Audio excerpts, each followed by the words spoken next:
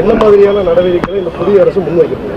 இதுக்கான நான் வாக்குறுதியிலே சொல்லியிருந்தேன், இதுக்கான ஒரு கமிட்டி வந்து அமைக்கப்படும். இதில் வந்து ஒரு எக்ஸ்பர்டீஸ் டீமும் ஓனர்ஸும் அதையும் விட தொழிலாளர்களும் 3 பேரும் கலந்தாராய்ஞ்சு இதில் நம்ம என்ன பண்ணணும் அப்படின்றத அவங்களே முடிவெடுக்க போகிறாங்க. அதுக்கான வாய்ஸாக நம்மளே இருக்க போகிறோம். இதே மாதிரி கூட்டங்கள் தொடர்ந்து இந்த மாதிரி கூட்டங்கள் இன்றைக்கி யாரும் நடந்ததே இல்லை, அதுதான் உண்மை. இந்த மாதிரி ஒரு கமிட்டி யாருமே இன்னும் அமைக்கவே இல்லை. நீங்கள் முன்னாடி ஹிஸ்ட்ரி கூட எடுத்து பாருங்கள். நல்லா இருக்கீங்களா?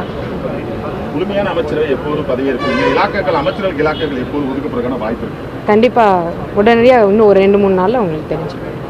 அதே மாதிரி மகளிர் உரிமை தொகை 2500 ரூபாய் வழங்குவோம்னு சொல்லியிருக்கீங்க. ஆனால் கடந்த ஆட்சியாளர்கள் கொடுத்த அந்த 1000 ரூபாய் மகளிர் உரிமை தொகை இன்னைக்கு எல்லாருக்கும் வர வைக்கப்பட்டிருக்கு.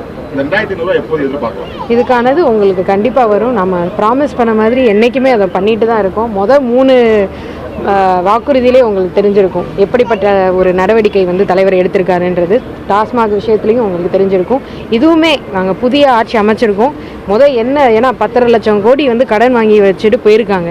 என்ன நடந்திருக்குன்னு எங்களுக்கு ஃபஸ்ட்டு தெரியணும். எங்களுக்கு ஒரு ஒரு சின்ன டைம் கொடுத்தீங்கன்னா அதுக்கான இதை வந்து நாங்கள் கரெக்டாக பார்த்து கண்டிப்பாக பண்ணுவோம். பட்டாசு தொழிலாளருக்கான கமிட்டி அமைக்கிறேன்னு இருக்கீங்க மேடம். அதில் வந்து என்ன மாதிரியான அதிகாரிகள், எத்தனை அதிகாரிகள் இல்லை எத்தனை அமைச்சர்கள், எம்எல்ஏக்கள்லாம் அதில் வந்து இடம்பெற இருக்கிறாங்க? உங்களுக்கு சூன் அந்த ரிப்போர்ட்டை வந்து நாங்கள் கொடுக்குறோம், எந்த மாதிரியான கமிட்டி அமைக்க போகிறோம். ஏன்னா அதுக்கான அனாலிசிஸ் வந்து இப்போ தான் போய்கிட்டு இருக்கு. யார் யாரை அந்த கமிட்டியில் வைக்கணும் அப்படின்றத ஒரு இதுவும் நம்ம போய்கிட்டு இருக்கு. நாளைக்கு பட்டாசு அந்த அசோசியேஷனோட நம்ம ஒரு மீட்டிங் வச்சுருக்கோம். இந்த கமிட்டி அமைக்கிறதுக்கான ஒரு மீட்டிங் தான் அது. ஏற்கனவே நம்மளுடைய பட்டாசு ஆலைகளை ஆய்வு செய்கிறதுக்கு போதியான அதிகாரிகள் இல்லை. பெசோல வந்துட்டு மொத்தமே 2 அதிகாரிகள் மட்டும்தான் இருக்கிறாங்க. இவங்களை வந்துட்டு 1000க்கும் மேற்பட்ட பட்டாசாலைகளை வந்து ஆய்வு செய்ய முடியாது. அதற்கான பணிகளை நீங்கள் என்ன மேற்கொள்ள போறீங்க? அதுக்கான டீம் தான் இது ஃபுல்லாகவே. எங்கே நம்மளுக்கு லூப் ஹோல் இருக்குது, எங்கே கேப் இருக்குது அப்படின்னு அண்டர்ஸ்டாண்ட் பண்ணிக்கிறதுக்கு தான் இந்த கமிட்டியை உட்கார போகிறோம். ஃபஸ்ட்டு நம்மளுக்கு எதுவுமே தெரியாமல் நம்ம எந்த விஷயத்தையும் ஆரம்பிக்க முடியாது.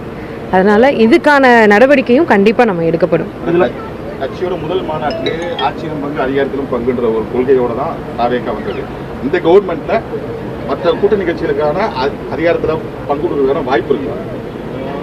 அது தலைவர் முடிவு பண்ணுவார். இல்லை, இப்போ கூட்டணி கட்சிக்காக தான் இப்போ முழுமையான அமைச்சரவை அமைக்கிறதுக்கான லேட் ஆகுதுன்னு நம்ம அந்த மாதிரி எடுத்துக்கலாம். அப்படியெல்லாம் கிடையாது. இப்போ காங்கிரஸ்ல இருந்து மாணிக்கம் தாகூர் என்ன சொல்லியிருக்காங்கன்னா, கதர் சட்டக்காரங்க 2 பேரும் வந்து அமைச்சரவையில் இடம் பெறுவாங்க அப்படின்னு சொல்லிட்டு அவர் சொல்லியிருக்காரு. அவருக்கு ஒரு இன்ஃபர்மேஷன் வந்திருக்குன்னா அது நான் எப்படி ஆன்சர் பண்ண முடியும்? அவருடைய ஆன்சர். கூட்டணி ஆட்சின்றதை நம்ம வந்து முழுசாக எடுத்துக்கலாமா? அதை நீங்கள் எதிர்பார்க்கலாம் சார். எதுனால தலைவர் என்ன முடிவு பண்ணாலும் அது நம்ம நல்லதுக்கும் மக்களோட நல்லது தான் இருக்கும். அதனால வெயிட் பண்ணி பார்க்கலாம். இது சிவகாசியோட முதல் எம்எல்ஏ அப்படின்னு சொல்றாங்க. ஆனா அதை விட சிவகாசியோட முதல் பெண் எம்எல்ஏ அப்படின்னு சொல்றாங்க. அதை விட சிவகாசியோட சிறந்த எம்எல்ஏன்ற ஒரு பட்டம் வாங்கணுன்றது தான், அந்த பட்டத்தை அண்ணாக்கு கொடுக்கணுன்றது தான் என்னுடைய ஆசை. இதுவரைக்கும் சிவகாசியில எம்எல்ஏ ஆபீஸ் எங்க இருக்குன்னு கூட தெரியாது. அதை நேத்து நாங்க கோர்ட் பக்கத்துல தான் இருக்கு. மக்கள் எல்லாரும் நான் வர சொல்லி 24 மணி நேரம் திறந்திருக்கும். உங்களுக்காக மக்கள் பணி செய்யறதுக்காக நாங்க இன்னைக்கு இங்க வந்திருக்கோம். கண்டிப்பா கோர்ட் பக்கத்துல இருக்குங்க. தெரியாதவங்களுக்கு நான் சொல்றேன், ஏன்னா கடைசி 5 வருஷம் திறக்கவே இல்லை. நாங்க தான் இன்னைக்கு அதை திறந்து கிளீன் பண்ணி ரெடியா பண்ணி மக்களுக்காக 24 மணி நேரம் சேவை செய்யணும் நாங்க வந்து ஓபன் பண்ணி வச்சிருக்கோம். அண்ணனோட வழியில கண்டிப்பாக எங்களுடைய சேவைகளை கண்டிப்பா பண்ணிட்டே இருப்போம். அதெல்லாம் வந்து யாரோ என்னென்னமோ சொல்றாங்க. நம்ம கையில தான் இருந்தது. அவங்க வெயிட் பண்ணியிருந்தாங்கன்னா இந்நேரம் நம்ம கைக்கு வந்திருக்கும். ஆனா அவங்க போட்டது என்ன மறதி அப்படின்லாம் போடுறாங்க. அது ஒரு தப்பான விஷயம். அதை தவிர்த்திருந்திருக்கலாம் அவங்க. இப்போ சிவகாசிங்களாவே வெடி பிரச்சனை கொஞ்சம் அதிகமாக இருக்கு. அது வந்து அனுமதி பெறாத இடங்கள்ல சில வெடி மருந்துகள் தயாரிக்கப்படுகிறது. இதெல்லாம் எப்படி நீங்க இதுக்கான கமிட்டி ஒன்று அமைக்கப்படும் நான் சொல்லி என்னோட வாக்குறுதியிலேயே நான் கொடுத்திருந்தேன். அந்த கமிட்டிக்கான வேலைகளை நாங்கள் பார்த்துக்கிட்டு இருக்கோம். இந்த வெடி விபத்துல உயிரிழந்தவங்களுக்கு, கள்ளச்சாரம் இறந்தவங்களுக்குலாம் அதிக நிவாரணம் கிடைக்குது. உயிரிழந்தவங்களுக்கு வந்து வெடி விபத்துல இதே நீங்க பழைய கவர்மெண்ட்ல கேட்கவே இல்லை. நாங்க இப்பதான் வந்திருக்கோம். இன்னும் 2 நாள் கூட ஆகல. இந்த கேள்வியை நாங்க செய்யாதப்ப நீங்க இந்த கேள்வியை கேட்டா ரொம்ப நல்லது. கண்டிப்பாக நாங்க பண்ணுவோம். எங்களுக்குன்னு அந்த ஒரு இது வரும்போது நாங்க கண்டிப்பா பண்ணுவோம். அதுக்கான அந்த கமிட்டி தான் உட்கார்ந்து நாங்க டிசைட் பண்ண போறோம். இந்த மாதிரி ஒரு கமிட்டி இன்னைக்கு வரை யாருமே அமைக்கவே இல்லை.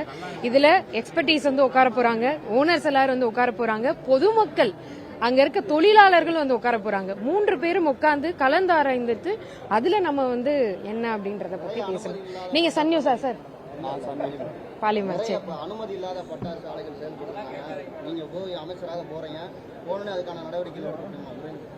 கண்டிப்பா சார், அதுக்கான கமிட்டி தான் நான் சொன்னேன். இப்ப கமிட்டி கண்டிப்பா கடைசியா ஒரு ஃபயர் ஆக்சிடென்ட் நடந்தது இல்லையா, தேர்தல் சமயத்துல. அப்ப நீங்க கூட நேரடியா போய் மார்ச்சரி வரை நாங்க போய் பார்த்திருந்தோம். 2-2:30 மணி வரை வந்து மக்களோட இருந்து ஆதரவா, தாவேகா தொண்டர்கள் எல்லாருமே ஆதரவா இருந்து அவங்களுக்கு என்ன பிரச்சனைகள், எதனால இந்த பிரச்சனை வந்தது அப்படின்னு எல்லாத்தையும் நாங்க பார்த்து பண்ணோம். ஆனா இன்னும் அவங்களுக்கு இன்னும் நிதி எதுவும் ஒதுக்கப்படல.